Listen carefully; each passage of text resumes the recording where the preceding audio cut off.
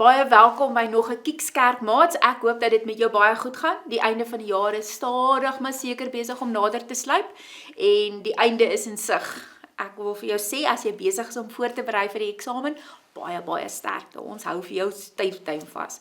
Ek hoop dat dit met jou gaan goed gaan in die eksamen en dat as jy gaan sit om te leer, dat jou breintjie mooi helder sal wees, dat jy alles sal neerskryf en as jy dit moet gaan skryf in die eksamen, dat jy alles gaan onthou. Julle kleintjies wat besig is met assessering en baie hard werk op hierdie oomblik in die klas, baie sterkte vir julle ook. Ons dink aan julle en ons bid vir julle. Ons weet dat julle julle bes doen. Baie sterkte daarvoor. Maar voor jy jou oë uitvee en jou oog knip, dan is hierdie jaar ook al verby en dan het ons lekker lang Desember vakansie. Maar kom ons sluit net eers jou oë. Here Jesus, baie dankie dat U vir ons lief is. Dankie dat U die hele jaar saam met ons was en dat ons net kon beleef en groei en 'n klomp goed leer. En dankie dat ons weer kan Kiekskerk vandag. Dankie dat U ons vashou en dat U saam met ons is. Here, ek bid vir elkeen wat besig is met assessering en eksamen, al die mammas en pappas en oupas en oumas en almal wat saam daardeur gaan en bekommerd is en saam bid en help. Dankie Here dat ons almal in U hand is. Dankie dat ons ook kan vra dat hierdie laaste stukkie van die jaar, dat U met ons sal wees, dat ons hier in die begin van November, dat ons kan weet dat U getrou is en dat U goed is. Ons gee ons lewe vir U en ons vra dat U ook saam met ons sal wees, as ons vandag so saam is. Amen. Dit is 'n voorreg om jou te groet in die naam van die Vader en die Seun en die Heilige Gees. Amen. Kom ons sing lekker saam en sing uit volle bors, dan raak jy sommer 'n bietjie ontslae van al die energie en die dinge wat saam met jou is.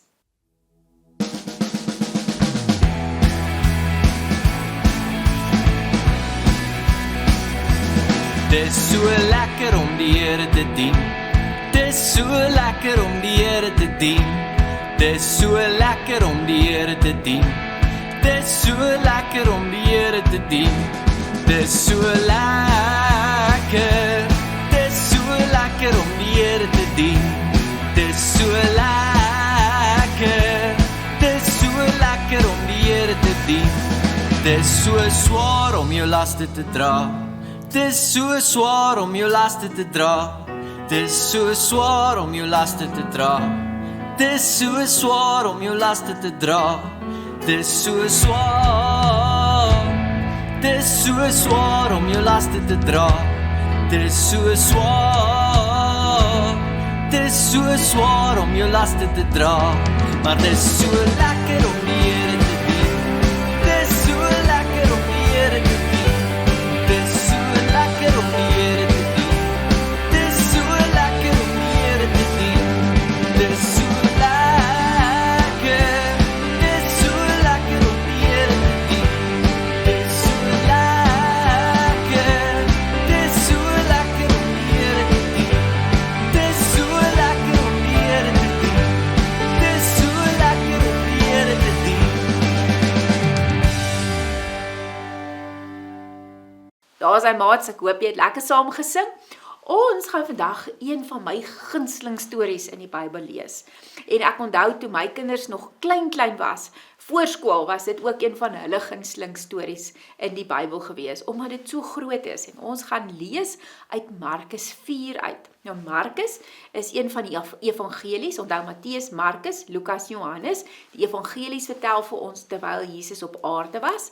Markus is nie 'n disipel gewees nie, maar Markus was een van die manne wat saam met Jesus se disipels altyd min of meer in die omgewing was. Markus se mamma het die bokamer besit. Nou onthou julle, die bokamer is die aand voor Jesus se kruisiging, was hy mos saam met sy disipels bymekaar en toe het hy die nagmaal ingestel.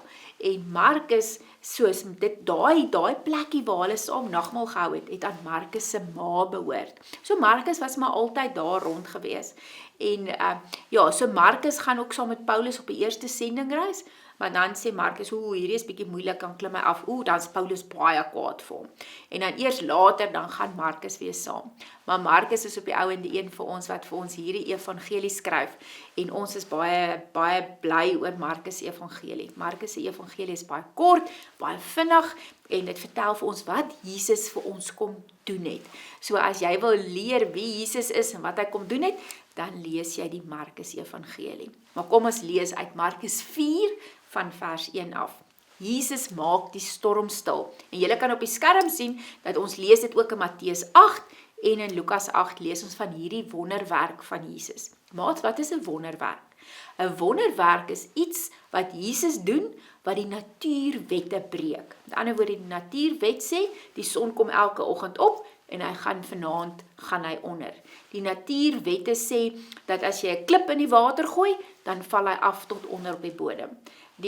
Dit is natuurwette, dit is goed wat altyd so is. En as daai wette nie nagekom word nie, as daar iets maak wat daai wette breek, dan sê ons dis 'n wonderwerk. Ons gooi water in 'n kan en Jesus skep wyn uit. Dit is mos nou iets wat eintlik in jou kop dink is onmoontlik. Jesus loop op die water. As jy op die water loop, moet jy mos sink. Nie een van ons kan op die water loop nie. As jy vir die storm sê, bly stil, en die storm bly stil, dis die natuurwette word gebreek. So ons leer, dis 'n wonderwerk wat Jesus kom doen. Kom ons lees. Daardie aand het Jesus vir sy disippels gesê, kom ons gaan na die ander kant van die see. Maats, kom ons stop net sommer hierso. Waar is hierdie see? Dis die see van Galilea. En julle kan op die kaart wat ek daar vir julle opgesit het, kan julle sien, die see van Galilea is eintlik 'n meer, maar hulle het dit beskou as 'n see, en daar kan julle aan die een kant, wat julle die Galilea so groot is, kan julle sien dat dit is, die Galilea, die meer van Galilea, of die see van Galilea, word so genoem, omdat hy aan Galilea grens, en Jesus se disippels het omtrent almal uit Galilea uitgekom, en daar waar die geel pyltjie is, kan jy sien, dit is waar Kapernaum is, en dis waar Jesus die heeltyd, dis waar hy gebly het die meeste van die tyd, so dit was sy basis, en dat hy van daar weggegaan en teruggekom, en hy gaan dan nou oor hierdie meer, die meer is daai rooi pyltjie, dis waar die see van Galilea is, en dis daar by Kapernaum rond wat hulle op die bootjie klim, en dan gaan hulle oor daar na die pink pyltjie, toe kan julle sien, dit is waar, is aan die ander kant van die meer, en dis waar die Jode nie gebly het nie, so hulle het dit genoem die heidene, plek van die heidene, so Jesus gaan daartoe, en julle sal onthou die verhaal wat daar vertel word, is waar Jesus die besetene genees, en dan gaan die demone in die varke in, en dan hol hulle daar by die kraanse af. So iets vertel vir ons, van hierdie verhaal vertel vir ons, Jesus gaan na 'n plek toe, waar daar nie Jode is nie, en dit sluit groter mense in, as wat net Jode is. Anders sou ek en jy nie deel gewees het van Jesus se genade storie nie, so hy trek ook vir ons in. So as jy op die ander kaart kyk, wat meer plekke in het, sal jy sien, daar deur is Galilea, en hier onder is Jerusalem. Dit vertel sommer vir jou, daar aan die linkerkant sien jy, dis Gaza, dis waar die spul nou so oorlog maak, so dan jy daarom net 'n prentjie in jou kop het, waar Jesus was, en hoe dit daar gelyk het. En daar sien julle, daar's 'n foto soos die meer van Galilea vandag lyk. Jy kan sien die geboue is nuwe geboue, maar dis min of meer hoe die see daar lyk, of die meer, en die see van Galilea is so gebou, dat dis berge is hoog, en dan lê hy baie laag, en dan kom die wind op 'n manier, en dan maak hy, dit lyk nog so glad soos 'n dam, en dan ewe skielik is die wind daar, en dan maak dit groot golwe en goeie, so die see van Galilea het nog hulle reputasie, dat dit baie vinnig, baie gou, 'n wilde storm op daai see kan laat gebeur. So, hier is die disippels, en Jesus, hulle klim in die boot, en hulle gaan nou oorkant na die heidense gebied toe. Die disippels het weggegaan van die groot klomp mense, Jesus was nog in die boot, en die disippels het hom saamgeneem. Daar was ook ander bote saam met hulle. Nou maats, is interessant, dat dit net die Markus Evangelie is, wat vir ons vertel, dat daar ander bote ook, saam met Jesus se boot, en die disippels se boot op die meer was, toe hy die storm stil gemaak het. En dit sê maar net vir ons, Markus was 'n ooggetuie, onthou hy was daar gewees, Lukas het na die tyd, het hy gaan hoor van hierdie verhaal. So Markus sê vir ons, toe ons op hierdie boot geklim het, toe Jesus hulle op hierdie boot geklim het, was daar ander bootjies ook. So, as ons vandag hierdie verhaal lees, en Jesus breek 'n natuurwet om die storm stil te maak, dan hoor ons dat wanneer God ook vir ons help en vir ons wonderwerke gee, word ander mense ingesluit. So God se genade, God se sorg, God se liefde is nie net vir sy kinders in 'n kokonnetjie toegedraai nie. Wanneer God ons help en ons seën, dan gaan dit ook na ander mense toe. En ek dink dis hoekom Markus vir ons hierdie detail vertel. Toe hierdie verskriklike storm op die see was en almal bang was en Jesus die storm stil gemaak het, is dit nie net die disippels wat dit beleef en ervaar het nie, maar ook die ander bote en al die ander vissermanne wat daar was ook dankbaar dat hierdie storm so vinnig opgehou het. So 'n interessante feit wat Markus vir ons hier kom gee. So dan lees ons in vers 37, 'n sterk stormwind het begin waai en die branders het so hoog teen die boot begin slaan dat die boot vol water begin het. Nou ek het vir julle gesê, in daardie omgewing is dit sommer vinnig, dit is nog kalm en dan ewe skielik kom die wind en dan is dit hierdie groot storm. Nou maat, in die antieke wêreld, lank terug toe Jesus geleef het, meer as 2000 jaar gelede, het mense anders te verstaan as wat ons vandag verstaan oor hoe die wêreld en hoe die natuur werk. Hulle het ook anders gedink oor hoe die wêreld lyk, hoe die aarde lyk. En ek het vir jou daar 'n prentjie op die skerm om vir jou net so 'n bietjie 'n beeld te gee van hoe hulle gedink het die wêreld lyk. Nou die wêreld het hulle gedink is 'n redelike plat besigheid wat op pilare staan en daar bo is die hemelkoepel. So ons is hier waar die voëls vlieg. Dis die eerste hemel, die tweede hemel is waar die waters is en dan bo dit is waar God bly. So julle sal hoor as dit verskriklik reën, dan sal die ou mense sê die sluise van die hemel het oopgemaak. En dit is iets wat uit die Bybel uitkom, want hulle het letterlik geglo, as dit reën, is daar iemand wat daar 'n dingetjie oopmaak en dan kom die water af. En as dit ophou reën, dan maak hulle dit toe en dan hou die water op. So dis die prentjie en wat hulle dan geglo het, hier is die aarde en onder die aarde is waar die moeilikheid is. Dis waar jy nie wil heen gaan nie. En dis waar al die stouterds en die duiwels en die goeters bly. Ons praat van die Seol. Nou, as jy op die water gegaan het, hulle was oor die algemeen alreeds bangerig vir water gewees. Ek dink dalk het iets daarvan in ons agtergebly. Ek is ook nie groot op water en ek is bangerig as ek op die see, op 'n boot of 'n ding is ek redelik senuweeagtig. Maar hulle het nou geglo as daar nou golwe kom, het hulle nie verstaan is noodwendig, dis omdat die Galilea laer is en daar kom nou 'n wind en dan maak hy 'n trog en dan maak hy golwe nie. Nee, hulle het gedink daai stouterds daar onder die water, hulle is nou kwaad en nou spring hulle op en af en nou kom daar golwe. So nou kan jy dink hoe bang is hulle, want as die golwe kom, is dit nie die wind nie. Dis die duiwels hieronder wat moeilikheid maak, hier in die Seol. Nou as jy nou lees ook nou, hulle het geglo as mense doodgaan, dan gaan hulle nou daar na die doderyk toe. Dis waar die sleg is. En dis hoekom in die prentjie van daai tyd het hulle gesê die hemel is bo, want dis waar God is. Vandag weet ons, God is oralste. God is in ons en as ons doodgaan, gaan ons na God toe, waar God is oralste. So hierdie bang van die storm is nie net bang ons gaan verdrink nie, dis ook bang want hulle wat sleg is, dit wat sleg is besig om moeilikheid te maak hier onder die water.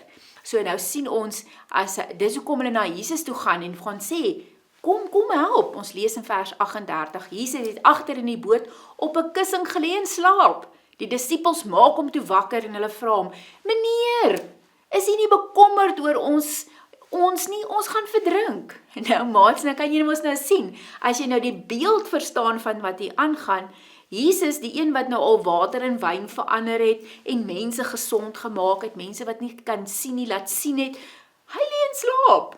En nou gaan die disippels en sê, word wakker, ons is besig om te vergaan, en as ons hier in hierdie water inval, gaan ons hier na die moeilikheid toe, kom help.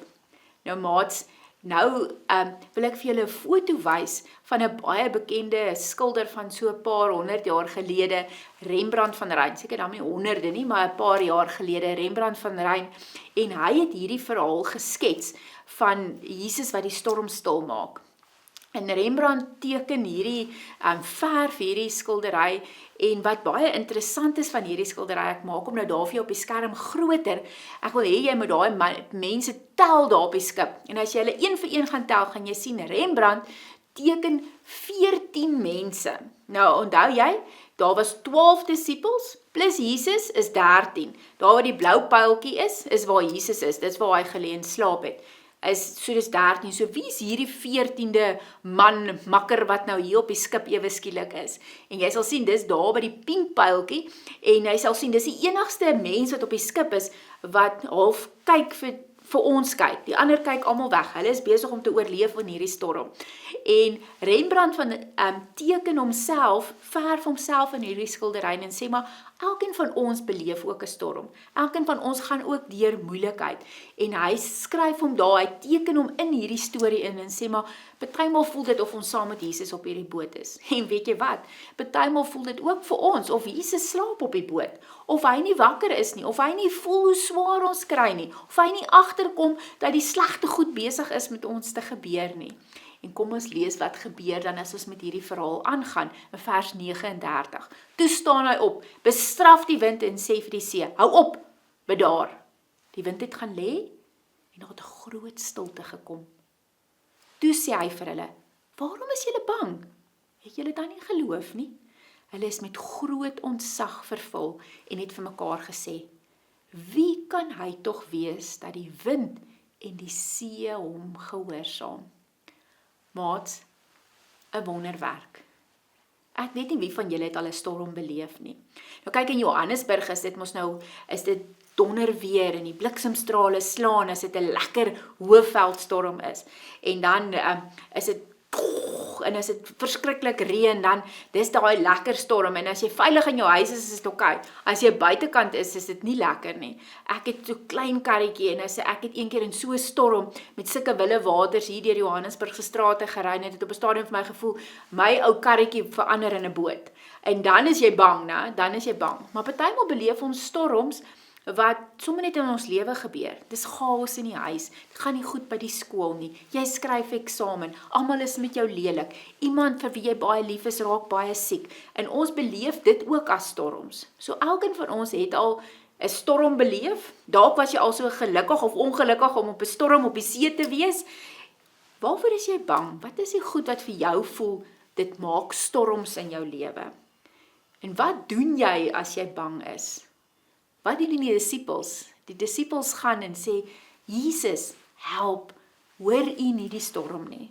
Nou natuurlik is Jesus bewus daarvan, maar hy het nodig dat ons partymal vir hom sê, wat die binnekant aangaan. Hy weet wat binnekant aangaan, maar hy wil hê jy moet vir hom vertel. So, die disippels is bang, want hulle verstaan nie wie God is nie, hulle verstaan nie wie Jesus is nie. Hulle dink Jesus is maar net nog 'n meneer, 'n rabbi, iemand wat hulle leer, wat saam met hulle op die boot is. Hulle verstaan nog nie, onthou dis Markus 4, dat Jesus regtig die God is, wat die wette van die natuur kan breek nie. So maats, partymal, wanneer ons sukkel, en wanneer ons bang is, en ons geloof so bietjie min is, dan vergeet ons partymal wie God is, en dat God in beheer is, dat God natuurwette kan breek, dat God aan ons kant is, en dan wil ons vir hom sê, word wakker, ons is bang, help ons. En maat, weet jy wat? Ons gaan nou hier in die eksamen in, en dan raak jy ons bang, en dan kan jy sê, ek onthou nou weer van Markus 4, ek onthou van hierdie storie, en ek voel of ek op hierdie storm is, ek's Rembrandt, ek het myself hier ingeteken, en ek wil sê, Here help, ek is in hierdie storm. En dis hoe hierdie verhaal ons help, sodat dit nie net 'n storie is wat ons lees van lank terug, waar Jesus op die boot was nie. As ons vandag voel dat ons in die storm is, kan ons weet dat Jesus hoor, en dat hy die mag het om hierdie storm stil te maak. En weet jy wat is die belangrikste? Die belangrikste is om te weet dat Jesus saam met ons in die boot is. Dat hy ons nie los, dat ons op ons eie is, en dat ons alleen deur hierdie storms gaan nie. Jesus is saam met ons in die boot. Hy beleef ook hierdie storm, hierdie chaos, en hy is daar, want hy is lief vir jou, en hy gee om vir jou. Mag jy beleef dat God naby is, en wanneer jy bang is, mag die eerste plan wees wat jy maak, om te sê, Here help, word wakker, ek is bang, help my, en die Here sal jou hoor, en hy sal vir jou rustigheid gee. Kom ons sluit die oë. Here, dankie dat ons hierdie verhaal kan lees. Nou Here, ons almal voel hierdie storms in ons lewe. En baie keer voel dit vir ons of u slaap, of u nie daar is nie, of u nie hoor nie. Maar dankie Here dat ons net weer vandag herinner word daaraan, dat u saam met ons in die boot is, en dat u vir ons omgee, dat u vir ons lief is. Dankie Here dat ons ook kan hoor vanoggend, dat wanneer ons in hierdie boot is, en ons u genade ervaar en beleef, dat dit ook die chaos rondom ons vir die ander bote begin rustiger maak. Daarom bid ons Here dat u in hierdie storms van ons lewe met ons sal wees, en dat U ons sal vashou en dat ons U genade sal beleef. Ek bid vir elke jong mens wat hierna luister en kyk en luister, dat U ook vir hulle sal vashou en dat U ook die storms in hulle harte sal stil maak en sal rustig maak en dat hulle sal beleef dat U goed is en dat U genoeg is. Amen. Maats, mag jy beleef dat die Here vir jou baie, baie lief is, dat sy genade vir jou genoeg is en dat hy elke dag met jou is tot die volëinding van die wêreld. Amen.